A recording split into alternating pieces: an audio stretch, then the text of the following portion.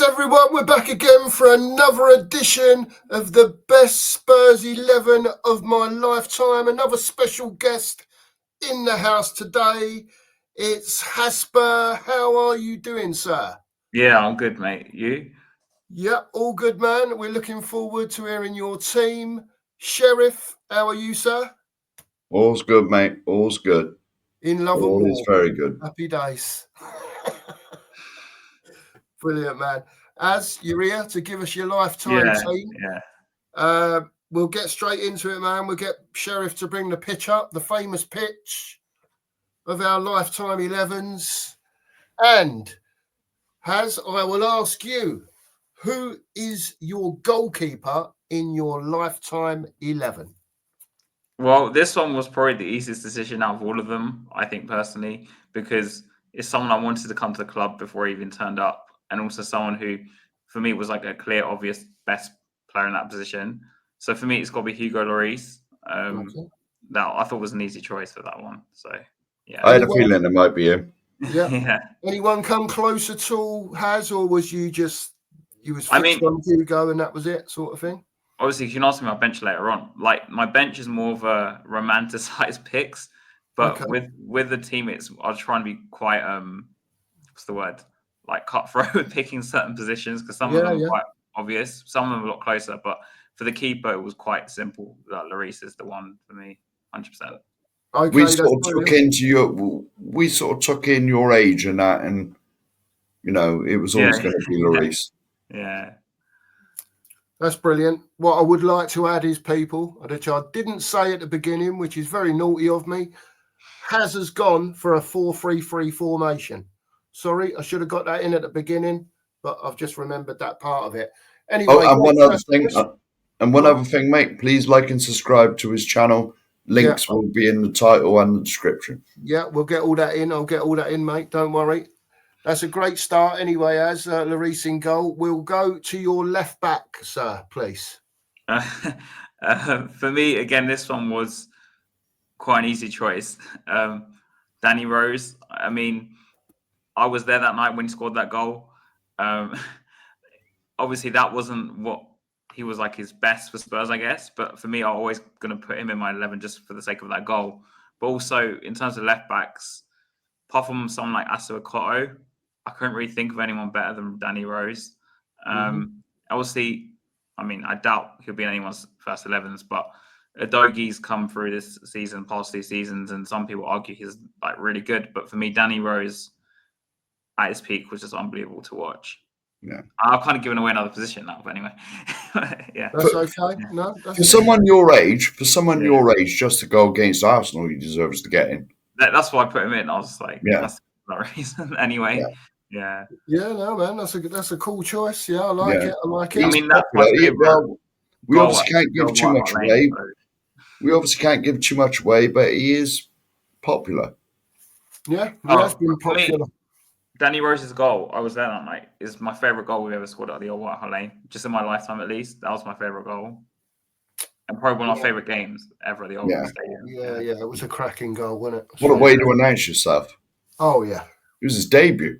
It was his debut, Yeah. Brilliant goal. Another great pick, Has. We'll move on to your left centre-back, sir, please. Okay, this might be a bit unpopular, and maybe popular or unpopular, I don't know. But because of my formation, and also because I had to put this guy in. I mean, Ledley King for me, 100%. Yeah. I've run out superlatives to describe Ledley King. I mean, obviously I was there when we won in 2006 against Chelsea and made that tackle. But for someone who couldn't play really and was just swimming for training, and I mean, the guy was unbelievable. And for me, if he never had his injuries, I mean, maybe he wouldn't have been a Spurs player. He would have been sold later on. But he was like world class, even with his knee problems. And he was, in my opinion, better than John Terry as well.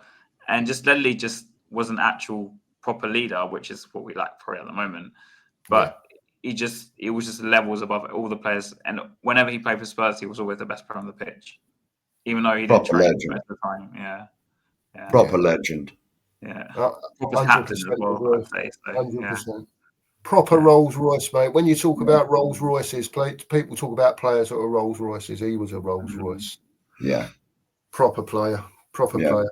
And that's a brilliant pick again, Has. Yeah. We'll move on to your right centre back, sir, please.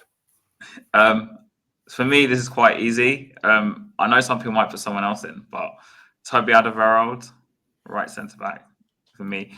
The reason I say that is because I know a lot of people probably say Vertonghen in like a back three or something, or some other combination which put Vertonghen in. But for me, Toby was the better of the two. And the reason I say this is because Jan was not the same level he was until Toby turned up. And also with Alderweireld, I thought he just kind of did things with such smoothness and such, like, obviously his long passes were amazing, but also just his defensive work was just very quiet a lot of the time. But that's because he didn't make himself have to make like a last-ditch tackle most of the time. He would just clear it up before it even happened.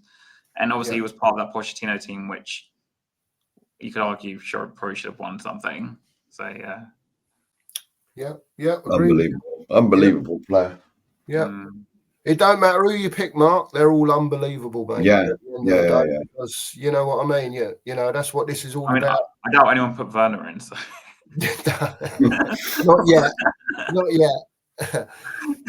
Moving swiftly on from Werner, we'll move on to your right back, please, Has.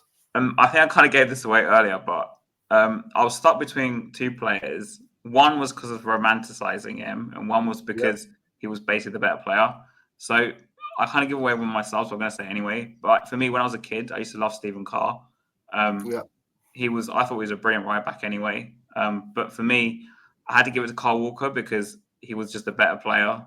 And I kind of want to have Walker and Rose in the same team. So they were so good together for us.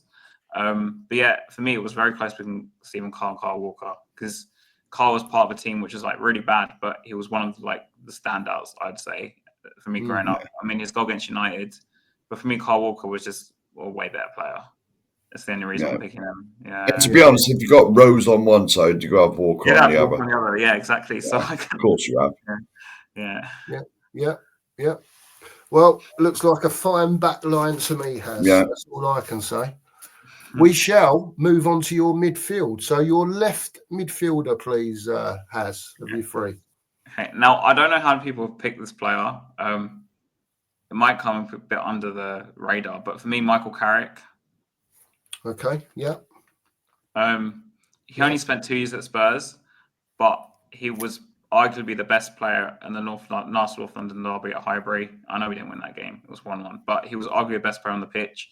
And if you look back at the kind of players he played against, compared to now, like even Poch's side, I think Carrick had a much harder job playing the league he was playing in compared to most of these other players I mentioned. I think even like, Alderweireld, Walker and Rose and even Lloris, like the league was a much higher level. And I still say that to this day, like, Martin Jol had to face the top Arsenal side, the top United side, but Carrick would go into those games and he would just dominate the game. And his passing was incredible, really underrated. But there were so many games I remember watching that season, or those 2 seasons he was there, that he was just like levels above all the other players. And it's a shame that he didn't stay longer, but yeah, I mean, that's a story for another day. But for me, Michael Carrick, really underrated player. I could not put him in. So underrated, mate. So underrated. He was a fantastic player. He really was. Very, very skillful. A ball carrier. His passing was amazing. He could hit it. He just ran the game. Yeah. But the players he played around were, I think, a lot like not the same level. For example, say someone else like Walker played with a great back four with him. Carrick's midfield he played with were like Tiny O. Players like that, were like average, let's say, were not like great. I was going to say, when Carrick was in our team, the rest of the team was pretty average. Yeah, he was like the best player. Honest. Yeah, but shallow. Yeah, another great choice, mate. We will move on to your central midfielder, Has, please. So, sorry, is that the number 8? Just double checking. No, we're number... Central midfielder, your middle one of your three. Okay, the number 10. This is number 10. This is number 10, right? Yeah. So for me, number 10 is Rafa van der Vaart. Okay. That's a very easy choice for me. Him and Kane are basically my favorite 2 ever Spurs players.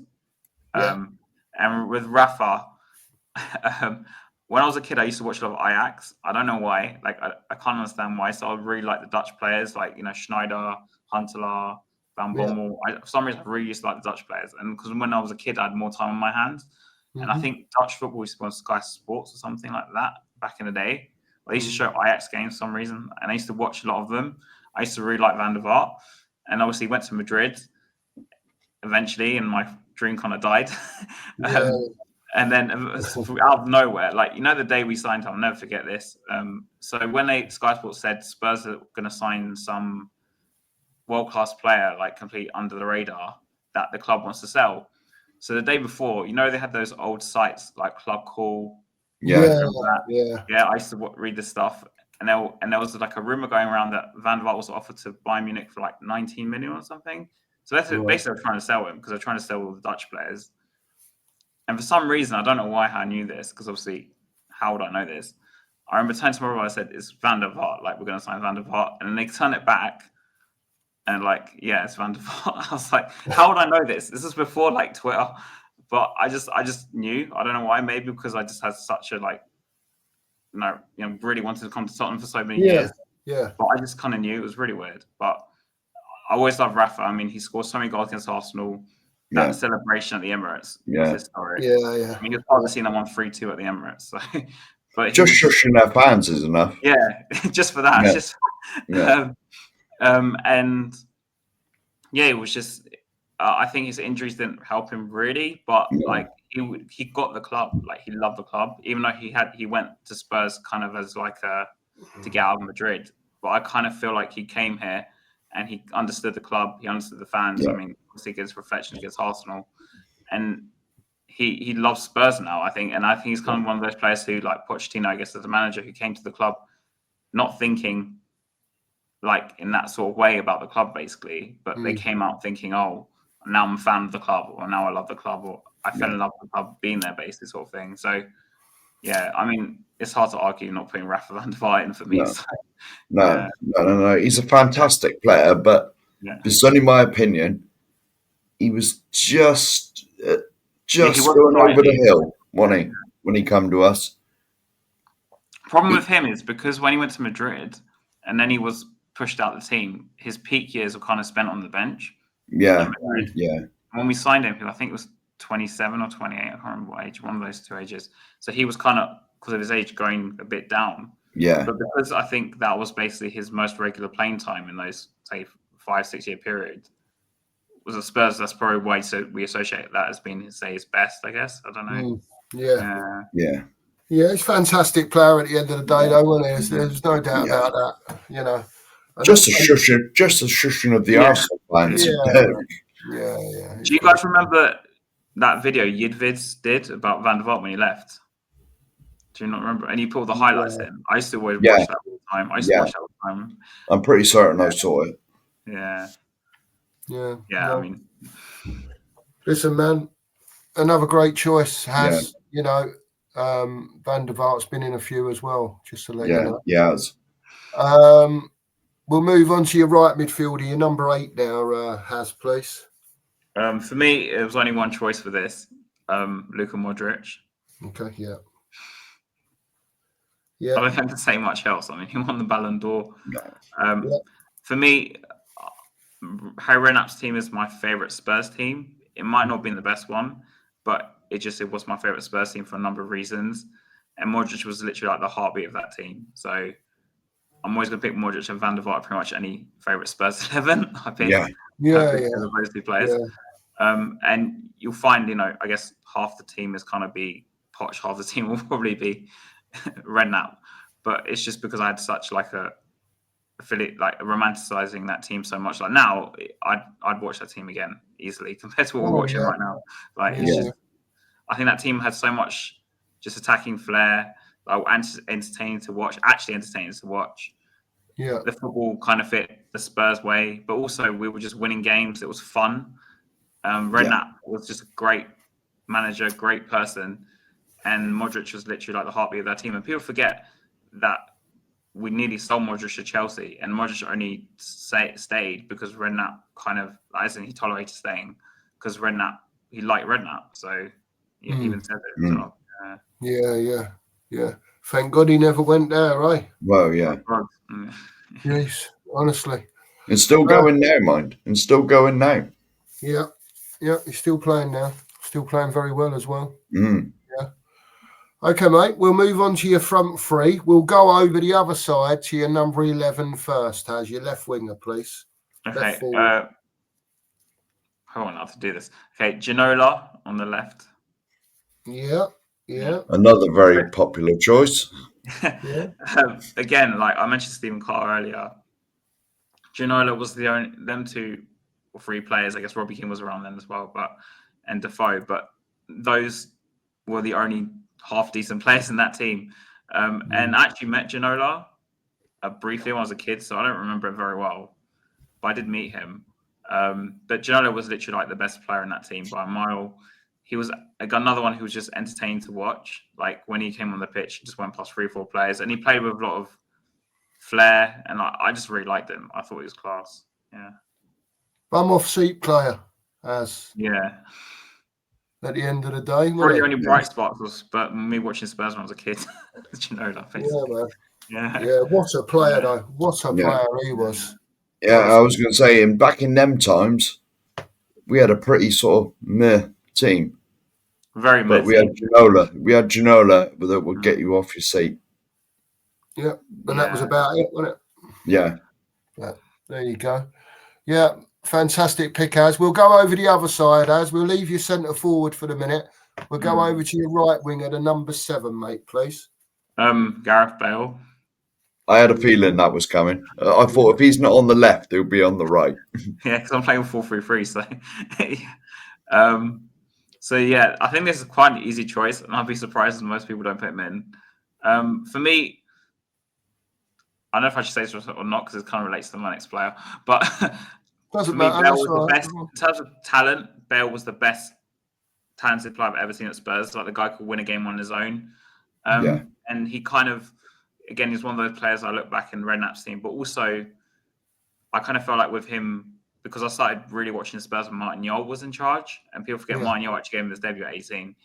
It was one player I saw came of age, really, if that's the right word.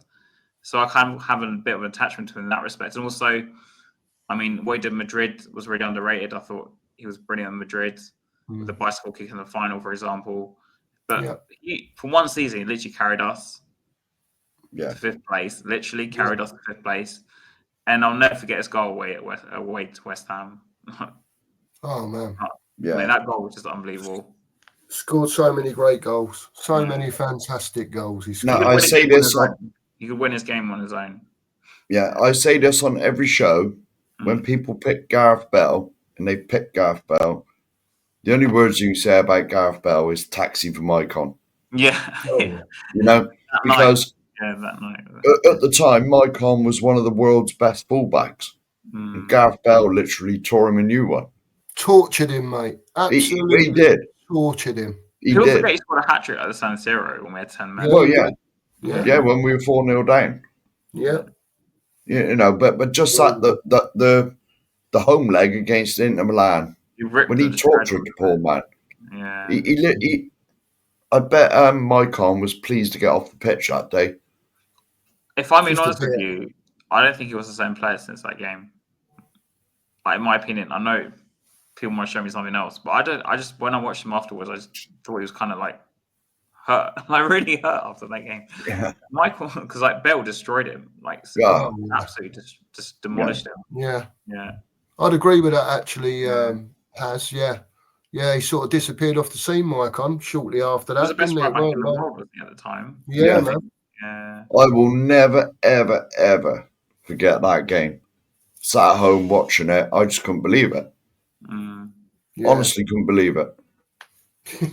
He was different gear, wasn't it? Oh, he wasn't too bad, was he? That's another reason why I look back at Redknapp's side with so much fondness, because of like nights like that. Yeah, absolutely. Phenomenal player, mate. Phenomenal. A choice that, what's the word? He's being picked quite regularly. Let's put it that way. Even like across all the ages as well. Yeah. Oh, yeah. Yeah, he's very popular, Gareth. So that will lead us on to your final pick, Has, of your 11. So give us, sir, the centre forward of your lifetime, please. I mean, this one's an easy choice. Harry Kane. Yeah. So, in your words, Has, tell us about Harry. Come on. Well, apart from the fact he shares the same name as me, Kane for me was someone who I think a lot of people did not expect to do what he did. Even I didn't expect him to do what he did. But in his first few years at Spurs, obviously he was loaned out tons of times. They didn't work out. But I think I hate to say this, but Sherwood was the one who gave him his break. Obviously, at the end of that season in 2013.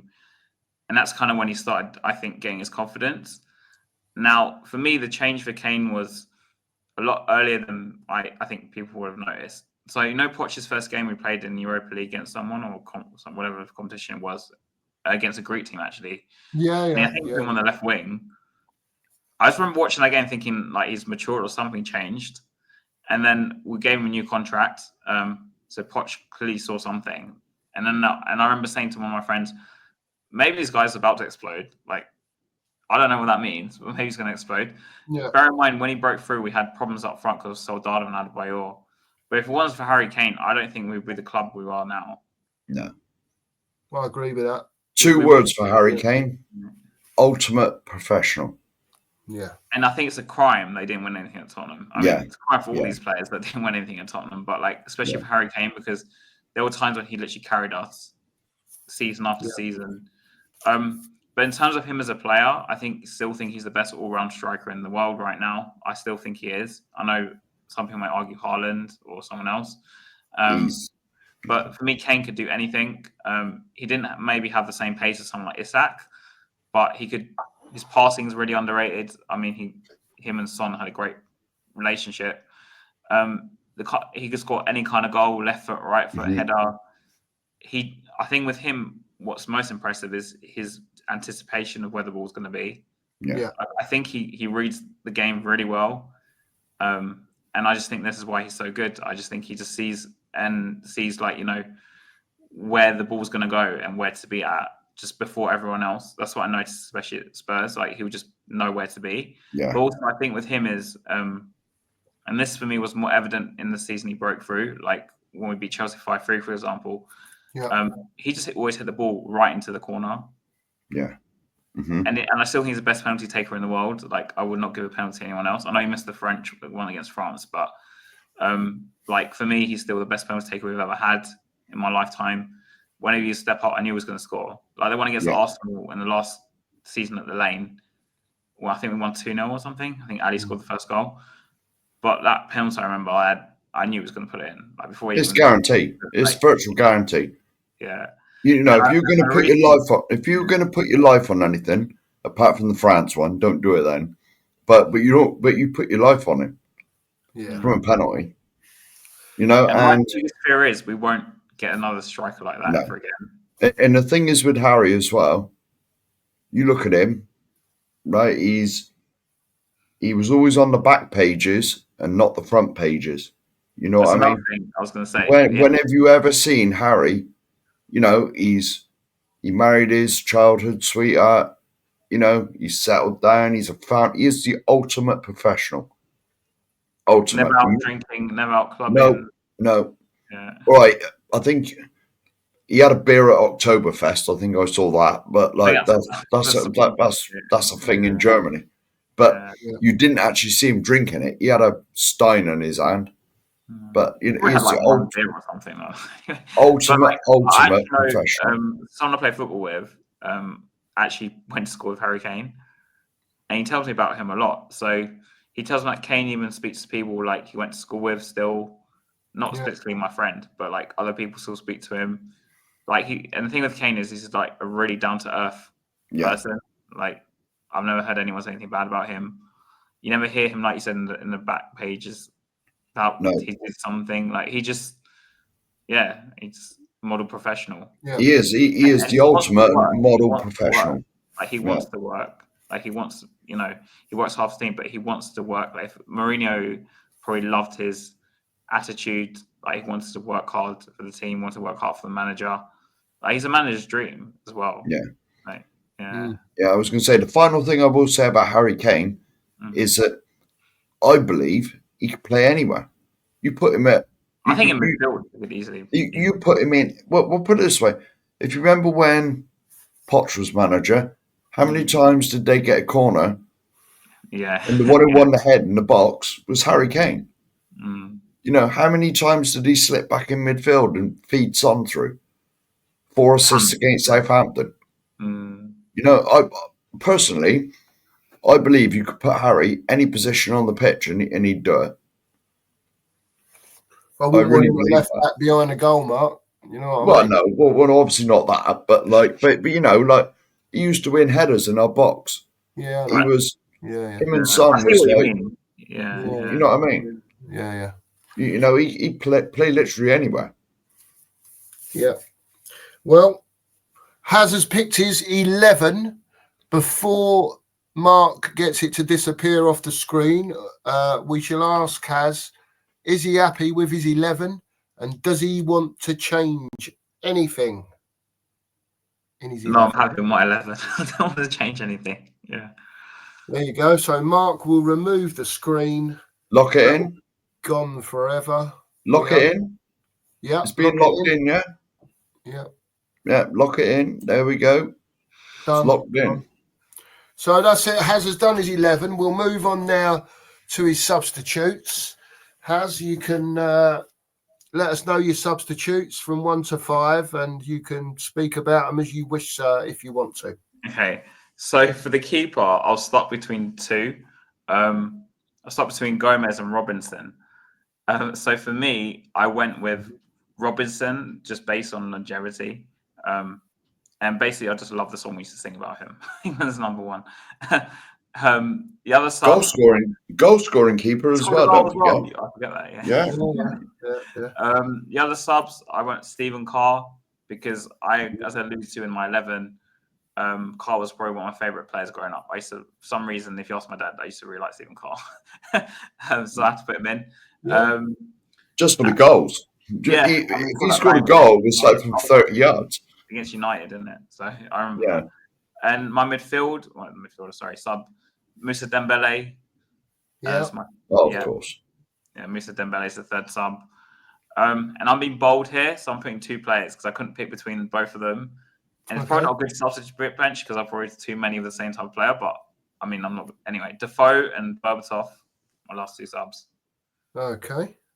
So Berbatov because I couldn't start him, so I had to put him on the bench.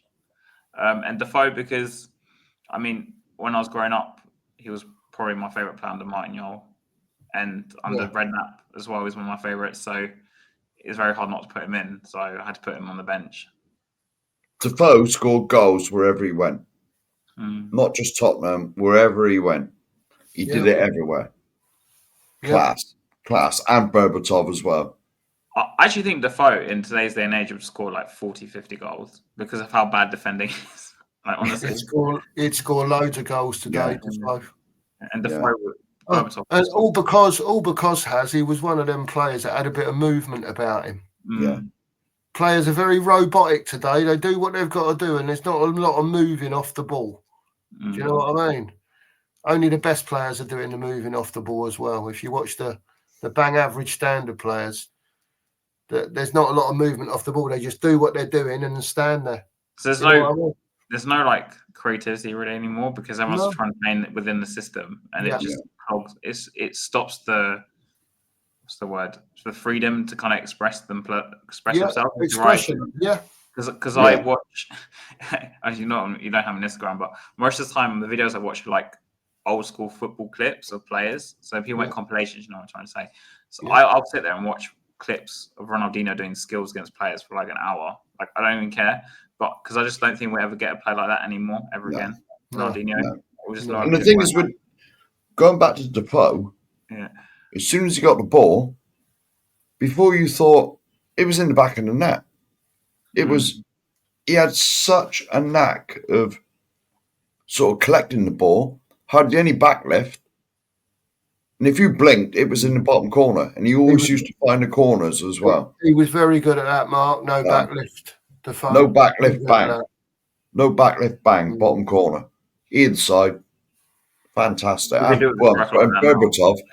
Berbatov, it just goes without saying. Skills. Now, there was one player. No, he didn't run about, but he didn't need to. He created his own space. He played on his own time. He played on his own time. He played on his own time. Yeah. He was never in a rush, but what a player. My favourite Berbatov goal was probably, in the 6-4, he scored 4 goals against Reading, do you remember? Yeah. One goal, if you look, it's from the corner. So the ball comes in on the corner and he literally scores the goal on the turn. Yeah. From the corner. I don't know what goal I'm talking about. And I'm just like, wow, like I just don't know how he did it. Yeah. And that game, it's like he just looked like he made no effort and still scored 4 goals. Yeah. I don't understand. No. Well, to be honest, you used to see him walking off the pitch at the end of the game. He wouldn't be sweating. Yeah. You see some players are like dripping in sweat. Berbatov would just sort of wander about in his own time. He'd never be rushed, would he? No, he was different. He was a different animal, Berbatov. Yeah. He was without a shadow. Man.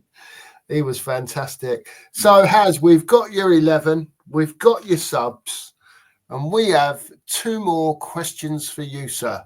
Okay. So, the first question will be, could you give us the captain of your 11, please? Deadly King.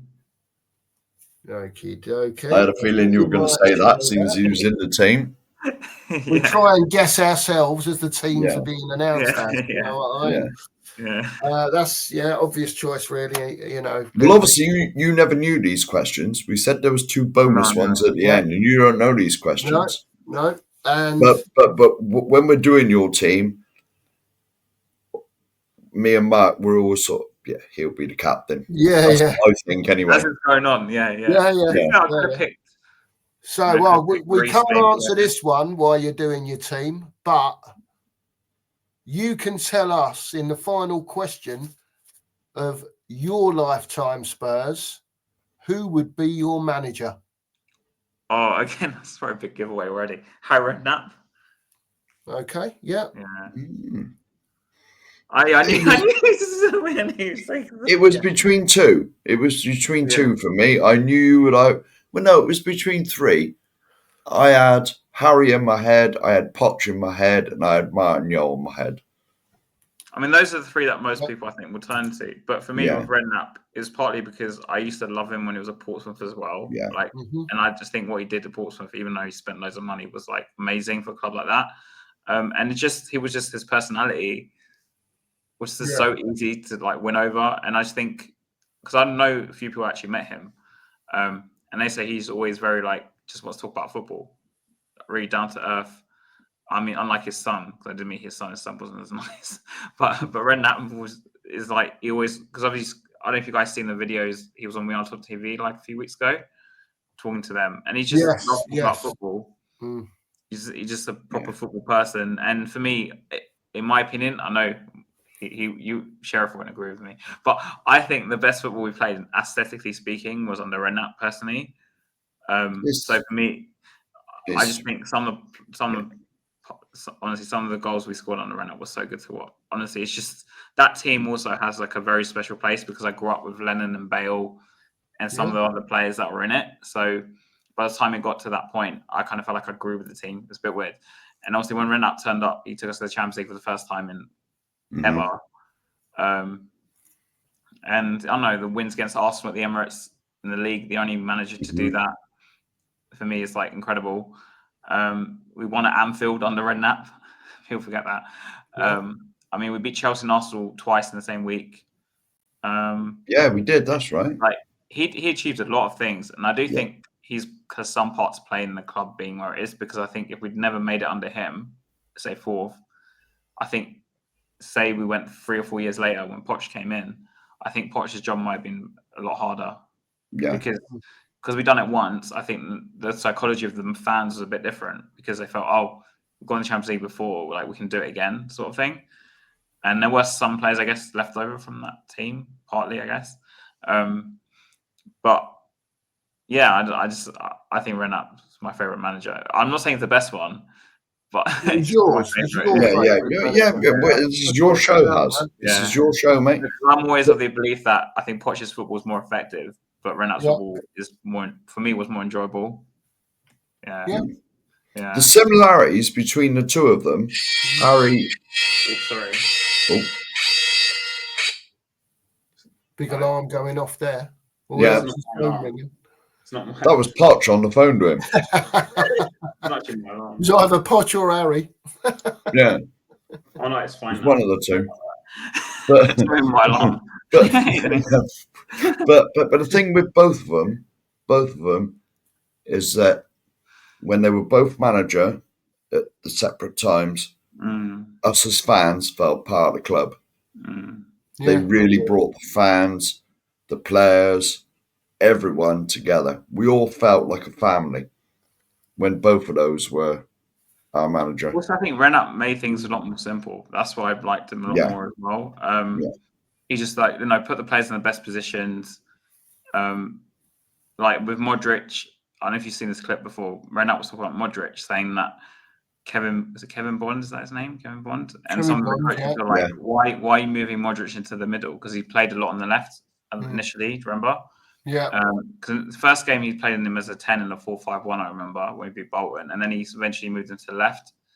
And eventually he goes, I'm going to play him in the middle now. And they were like, why are you putting Modric in the middle?